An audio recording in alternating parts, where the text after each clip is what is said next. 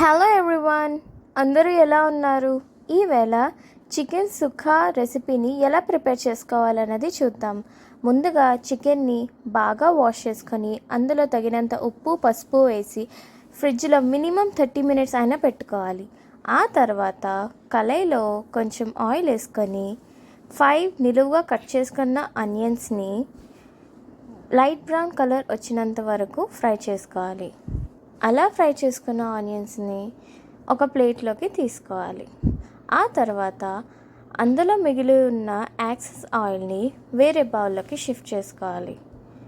అందులోనే 1.5 spoon ginger garlic పేస్ట్ని వేసి గోల్డెన్ కలర్ వచ్చినంత వరకు బాగా ఫ్రై చేసుకోవాలి. ఇందులోనే కావాలి అని అంటే కొంచెం కరివేపాకును కూడా యాడ్ చేసుకోవచ్చు.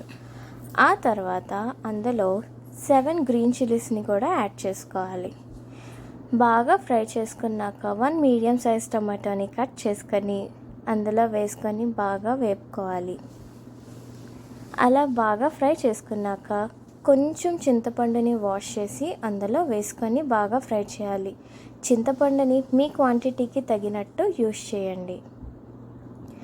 అందులోనే మనం ధనియా పౌడర్ 1.5 స్పూన్ అండ్ జీరా powder 1 spoon, garam masala 1 spoon, కారం 2 స్పూన్లు అండ్ పసుపు 1/2 స్పూన్. ఉప్పు మనం ఈ మసాలాకి తగినంత వేసుకుంటే సరిపోతుంది. ఎందుకంటే మనం ముందుగా మ్యారినేట్ చేసుకున్న చికెన్లో ఆల్రెడీ ఉప్పు ఉంటుంది కాబట్టి.